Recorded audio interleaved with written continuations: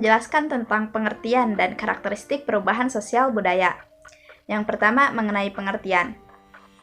Menurut Jelin, perubahan sosial merupakan variasi dari cara-cara atau moda hidup yang telah diterima, bisa karena perubahan kondisi geografis, komposisi penduduk, atau ideologi, dalam kebudayaan material maupun disebabkan oleh difusi atau penemuan-penemuan baru dalam kelompok.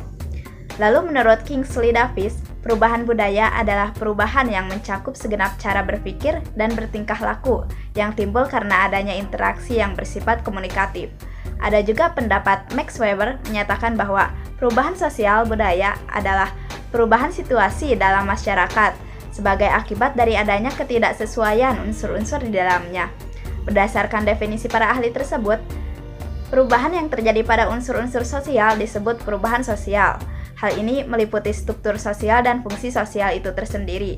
Cakupannya berupa perubahan perilaku, pola pikir, dan penemuan. Sedangkan perubahan budaya merupakan perubahan yang otomatis terjadi saat adanya perubahan sosial. Perubahan ini meliputi budaya materi dan non-materi. Oleh karena itu, dapat disimpulkan bahwa perubahan sosial budaya adalah perubahan tata kehidupan masyarakat yang meliputi perubahan sosial dan sekaligus perubahan budaya. Salah satu contoh perubahan sosial budaya yaitu penggunaan media digital dalam kehidupan sehari-hari. Selanjutnya mengenai karakteristik perubahan sosial budaya. Karakteristik perubahan sosial budaya yang terjadi di lingkungan masyarakat diantaranya yang pertama adalah terjadi di mana-mana. Artinya, tidak ada batas wilayah atau daerah untuk bisa terjadi perubahan sosial, karena dapat terjadi di mana-mana pada semua orang dan tanpa terkecuali. Yang kedua adalah berkelanjutan. Maksudnya masyarakat dimanapun akan mengalami perubahan, bisa secara cepat, bisa juga secara lambat. Perubahan sosial sudah pasti terjadi pada masyarakat dan akan terus berkembang. Yang ketiga adalah imitatif. Artinya perubahan sosial budaya pada suatu kelompok masyarakat akan diikuti oleh kelompok masyarakat lainnya. Masing-masing kelompok masyarakat akan memberi pengaruh satu sama lain. Yang keempat adalah disorganisasi sementara. Sebuah perubahan sosial budaya yang sangat cepat biasanya akan menimbulkan disorganisasi yang bersifat sementara. Hal ini terjadi karena adanya penyesuaian terhadap sebuah perubahan sosial yang terjadi di masyarakat. Yang kelima adalah hubungan kausalitas atau timbal balik. Maksudnya perubahan sosial tidak terbatas pada bidang material atau imaterial saja, tapi bisa terjadi pada kedua bidang tersebut secara timbal balik. Yang keenam adalah penggolongan watak. Perubahan sosial budaya juga dapat dikategorikan dalam beberapa bentuk yang disebut sebagai tipologis. Antara lain meliputi bidang proses sosial, perubahan struktur kelompok, dan segmentasi. Yang ketujuh, adanya perubahan pada lembaga sosial dan budaya. Perubahan sosial budaya yang terjadi pada lembaga sosial budaya dan kemasyarakatan tertentu biasanya diikuti pula dengan adanya perubahan pada lembaga-lembaga sosial lainnya, yang merupakan suatu mata rantai dengan lembaga tersebut. Sekian. Nah, selanjutnya di sini saya akan membahas mengenai bentuk-bentuk perubahan sosial budaya dan faktor penyebab terjadinya perubahan sosial budaya. Yang pertama, saya akan membahas mengenai bentuk-bentuk perubahan sosial budaya. Perubahan sosial budaya dibagi menjadi beberapa bentuk. Yang pertama yaitu perubahan evolusi.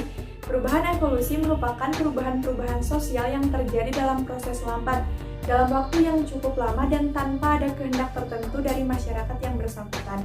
Perubahan ini berlangsung mengikuti kondisi perkembangan masyarakat dalam memenuhi kebutuhan hidupnya.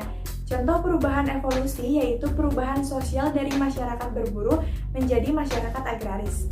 Yang kedua yaitu perubahan revolusi. Perubahan revolusi merupakan perubahan yang berlangsung sangat cepat dan tidak ada kehendak atau perencanaan sebelumnya. Menurut sosiologis, perubahan revolusi merupakan perubahan-perubahan sosial mengenai unsur-unsur kehidupan atau lembaga-lembaga kemasyarakatan yang berlangsung relatif cepat. Contoh perubahan revolusi yaitu kemerdekaan Indonesia yang merupakan revolusi dari negara terjajah menjadi negara merdeka. Yang ketiga yaitu perubahan yang direncanakan atau perubahan yang dikehendaki. Perubahan yang direncanakan atau perubahan yang dikehendaki merupakan perubahan-perubahan yang diperkirakan atau telah direncanakan terlebih dahulu oleh pihak yang hendak mengadakan perubahan di dalam masyarakat. Pihak-pihak yang hendak mengadakan perubahan di dalam masyarakat tersebut dinamakan agent of change. Contoh dari perubahan yang dikehendaki atau perubahan yang direncanakan yaitu untuk mengurangi angka kematian anak-anak akibat polio, pemerintah mengadakan program Pekan Imunisasi Nasional. Dan untuk mengurangi pertumbuhan jumlah penduduk, pemerintah mengadakan program Keluarga Berencana. Yang keempat yaitu perubahan yang tidak direncanakan atau perubahan yang tidak dikehendaki.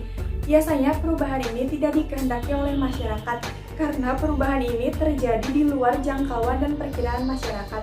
Oleh karena itu, perubahan yang tidak dikehendaki ini sangat sulit ditebak kapan bisa terjadi. Contohnya yaitu kasus banjir bandang yang mengakibatkan perkampungan dan permukiman terendam air yang mengharuskan para warganya untuk mencari permukiman baru. Yang terakhir yaitu perubahan berpengaruh besar dan perubahan berpengaruh kecil. Suatu perubahan dikatakan berpengaruh besar apabila perubahan tersebut mengakibatkan perubahan pada struktur kemasyarakatan, hubungan kerja, sistem mata pencaharian, dan stratifikasi masyarakat. Sedangkan perubahan berpengaruh kecil merupakan suatu perubahan yang terjadi pada struktur sosial yang tidak membawa pengaruh langsung terhadap masyarakat. Contohnya yaitu perubahan mode pakaian dan perubahan mode rambut. Nah, selanjutnya saya akan membahas mengenai faktor penyebab terjadinya perubahan sosial budaya yang terdiri dari dua faktor, yaitu faktor internal dan faktor eksternal. Faktor internal terdiri dari beberapa faktor, yaitu yang pertama, perubahan jumlah penduduk. Perubahan jumlah penduduk ini bisa berupa bertambahnya jumlah penduduk atau berkurangnya jumlah penduduk. Bertambahnya jumlah penduduk menyebabkan terjadinya perubahan dalam struktur masyarakatnya, terutama dalam hal lembaga-lembaga kemasyarakatan. Sedangkan berkurangnya jumlah penduduk mengakibatkan kekosongan, misalnya dalam bidang pembagian kerja atau stratifikasi sosial, yang selanjutnya akan mempengaruhi lembaga-lembaga kemasyarakatan. Faktor internal yang kedua yaitu adanya penemuan-penemuan baru yang meliputi yang pertama discovery. Discovery merupakan suatu penemuan unsur kebudayaan baru baik dalam bentuk alat ataupun gagasan yang diciptakan seorang individu maupun serangkaian individu dalam suatu masyarakat. Contohnya yaitu penemuan listrik. Yang kedua yaitu invention. Invention merupakan bentuk pengembangan dari discovery. Contohnya yaitu mobil, kereta api, dan lain-lain. Yang ketiga yaitu innovation.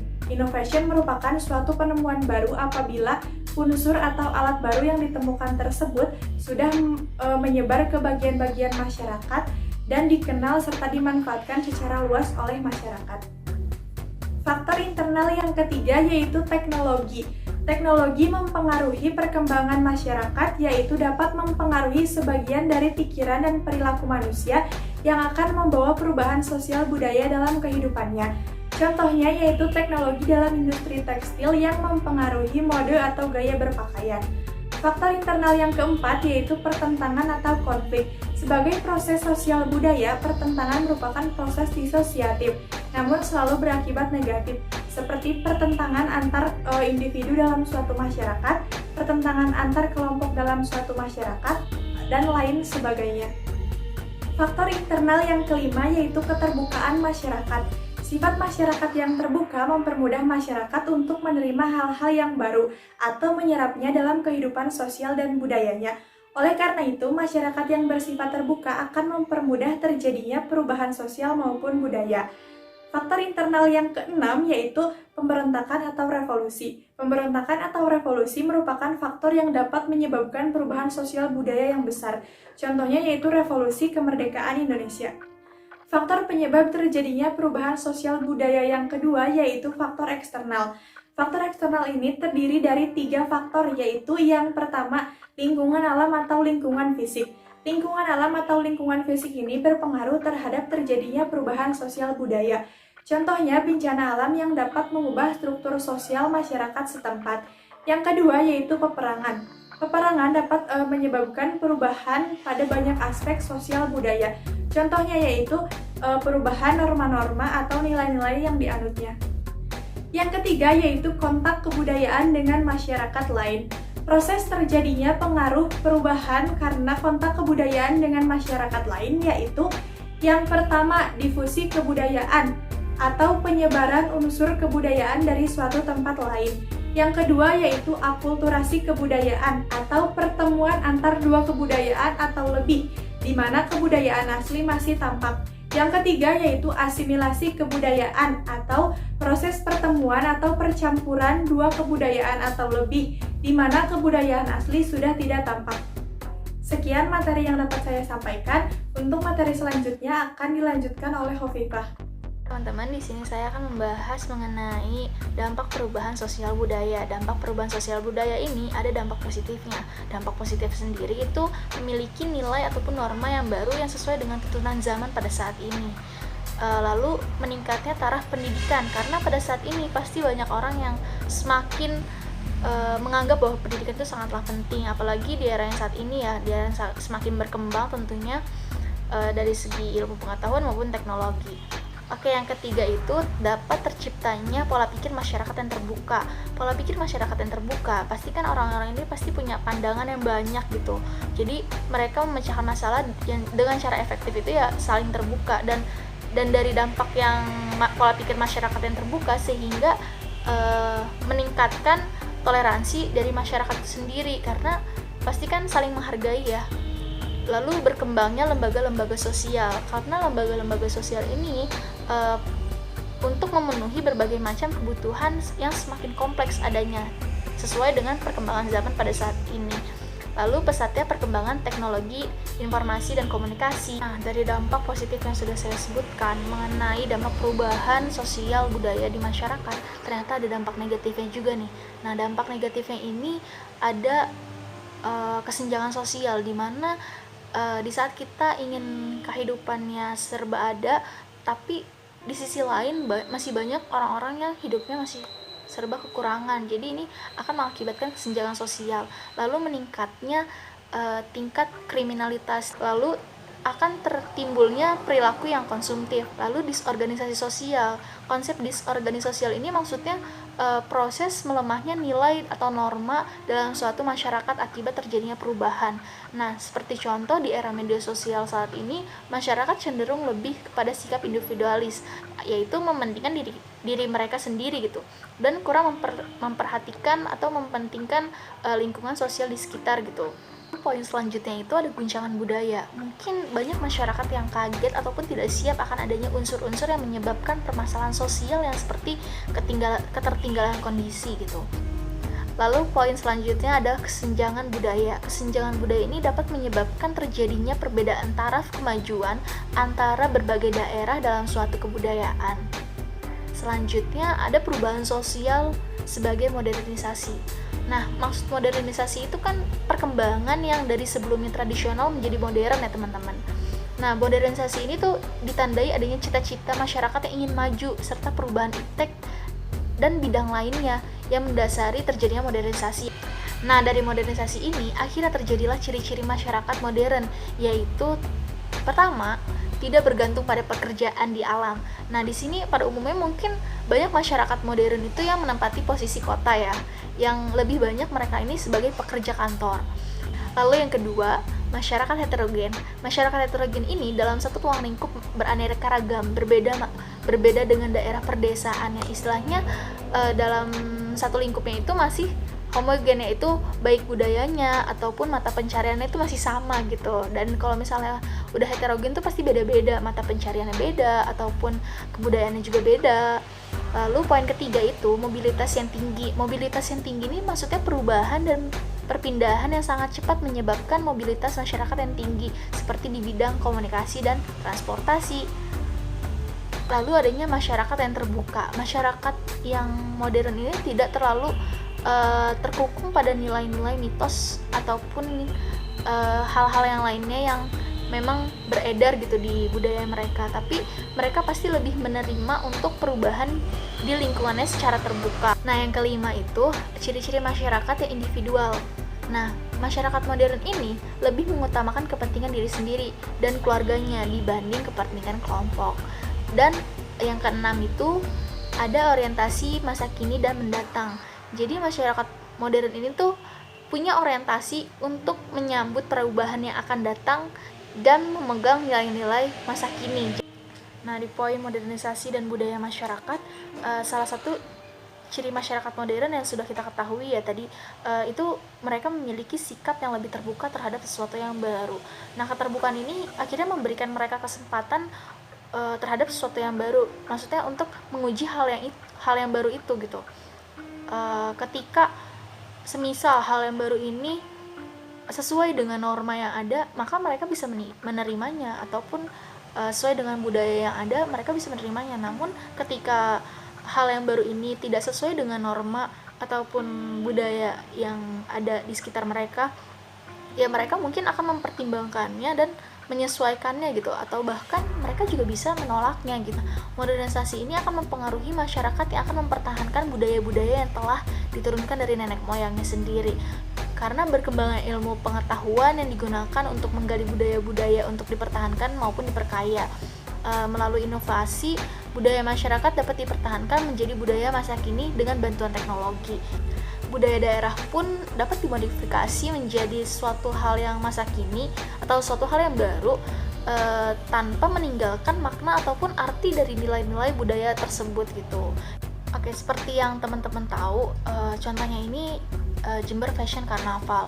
Jember Fashion Carnaval ini digagas oleh salah satu putra asli daerah Jember juga, yang memang ia berniat ingin menjadikan Jember itu sebagai kota karnaval tingkat dunia, yang tujuannya ini dengan acara ini melibatkan anak-anak muda untuk mengembangkan budaya daerah dalam acara lokal yang bertaraf internasional.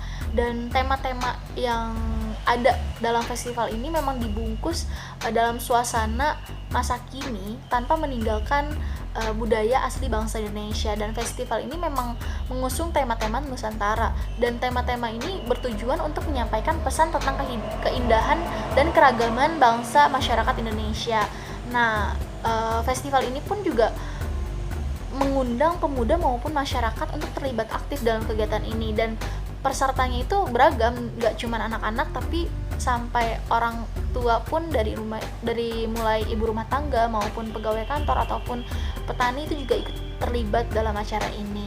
Dan bahan-bahan yang digunakan untuk festival ini merupakan bahan yang murah dan mudah didapat di daerah Jember. Sekarang kita memasuki pembahasan dampak perubahan sosial dan budaya di masyarakat. Dampak bagi kehidupan sosial masyarakat, salah satunya adalah usaha manusia untuk mengembangkan ilmu pengetahuan dan teknologi. Salah satu kebutuhan manusia yang berkembang pesat adalah kebutuhan teknologi, informasi, dan komunikasi. Nah, perkembangan teknologi informasi dan komunikasi di Indonesia sudah dimulai sejak tahun 1976, yaitu Indonesia telah memiliki satelit komunikasi, dan terakhir yaitu pada tahun 2017 diluncurkan yaitu satelit Telkom 3S untuk menggantikan satelit telekomunikasi sebelumnya. Selain dari teknologi informasi dan komunikasi, terdapat teknologi industri.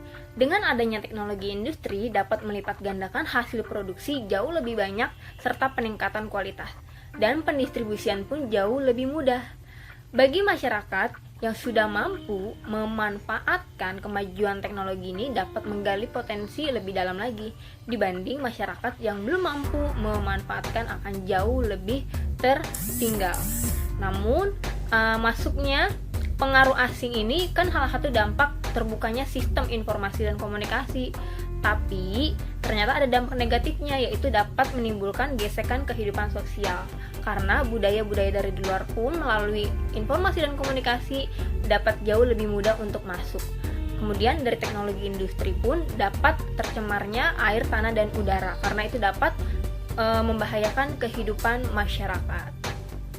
Sekarang kita lanjut ke pembahasan dampak modernisasi terhadap perubahan budaya masyarakat. Ini berkaitan dengan pembahasan yang tadi, bahwa adanya sistem informasi dan komunikasi ini harus kita gunakan dengan bijak. Kalau tidak, dan kalau kita tidak menyaringnya dengan baik, itu akan menimbulkan kesenjangan budaya. Nah, dengan kita menyaringnya, kita dapat mengantisipasi perpecahan lebih dulu. Dengan demikian, masuknya paham-paham yang dapat memecah persatuan bangsa dapat diatasi sejak dini. Dan masuknya budaya luar seperti budaya individualisme, konsumerisme, hedonisme itu juga dapat mengancam jati diri bangsa loh. Maka dari itu kita harus bisa menyaringnya.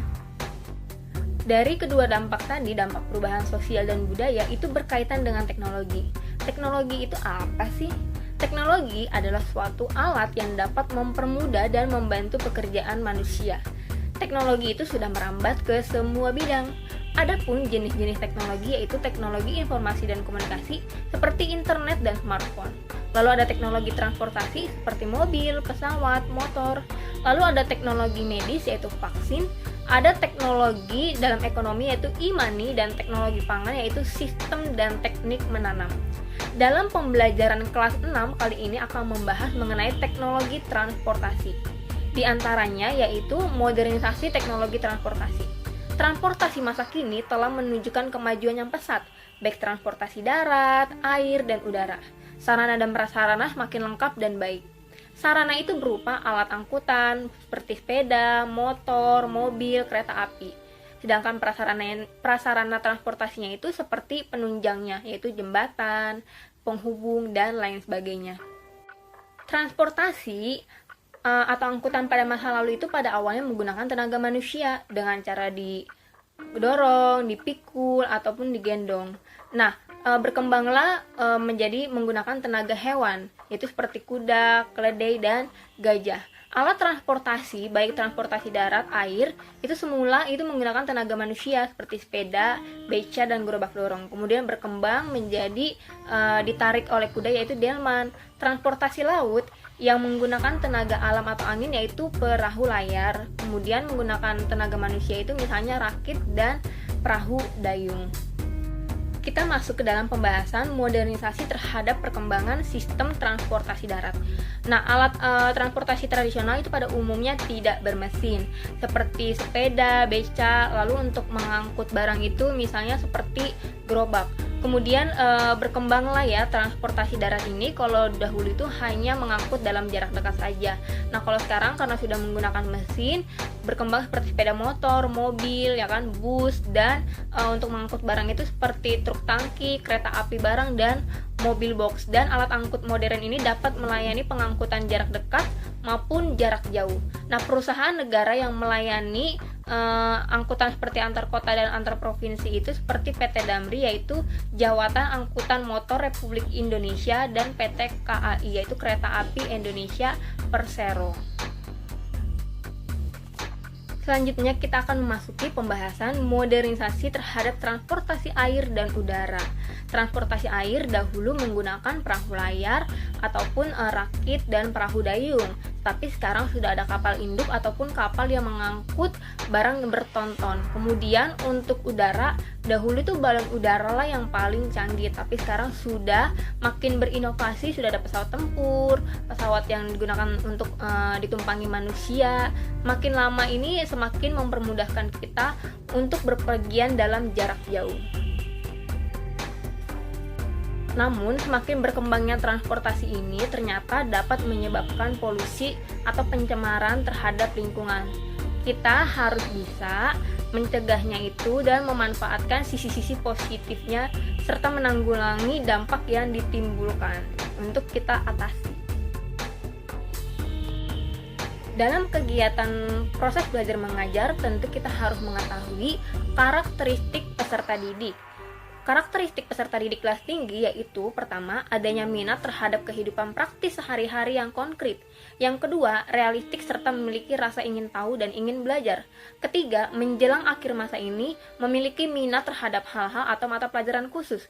Keempat, anak memandang nilai sebagai ukuran yang tepat mengenai prestasi sekolah. Yang kelima, anak-anak tuh gemar membentuk kelompok sebaya. Kemudian karakteristik peserta didik ya dalam pembelajaran perubahan sosial budaya itu ada beberapa permasalahan menurut Eva Moha dalam penelitiannya. Yang pertama, peserta didik tuh kurang memahami tema perubahan sosial masyarakat. Yang kedua, kurang minatnya peserta didik dalam menerima materi yang sedang diajarkan guru. Ketiga, peserta didik itu kurang aktif pada saat pembelajaran berlangsung. Yang keempat, peserta didik itu terbiasa dalam pemberian materi itu satu arah. Yang kelima, peserta didik itu belum dapat menyelesaikan tugas yang diberikan oleh guru pada saat pembelajaran berlangsung. Berdasarkan permasalahan tersebut, yaitu harus ada yang diperbaiki nih dalam menciptakan suasana pembelajaran yang lebih baik, yaitu dari strateginya, pembelajaran yang komunikatif dan menyenangkan, lalu media pembelajarannya sehingga peserta didik itu tidak merasa jenuh dan mampu menerima materi perubahan sosial budaya ini dengan baik. Dalam pembelajaran perubahan sosial dan budaya ini, peserta didik itu diharapkan mampu memiliki pemahaman mengenai konsep perubahan sosial budaya sebagai modernisasi, lalu menanamkan nilai-nilai dasar dan kebudayaan yang baik untuk peserta didik. Yang ketiga, peserta didik itu bersikap selektif dalam bergaul dan menerima pengaruh budaya lainnya. Yang kelima, dapat meningkatkan taraf hidup masyarakat dengan ilmu pengetahuan dan teknologi yang membantu perkembangan modernisasi. Lalu, tetap mempertahankan dan melestarikan budaya lokal, serta memfilter terhadap budaya asing yang dengan meningkatkan internalisasi budaya lokal. Sekian dari kelompok 7 mengenai materi perubahan sosial dan budaya. Semoga dapat bermanfaat.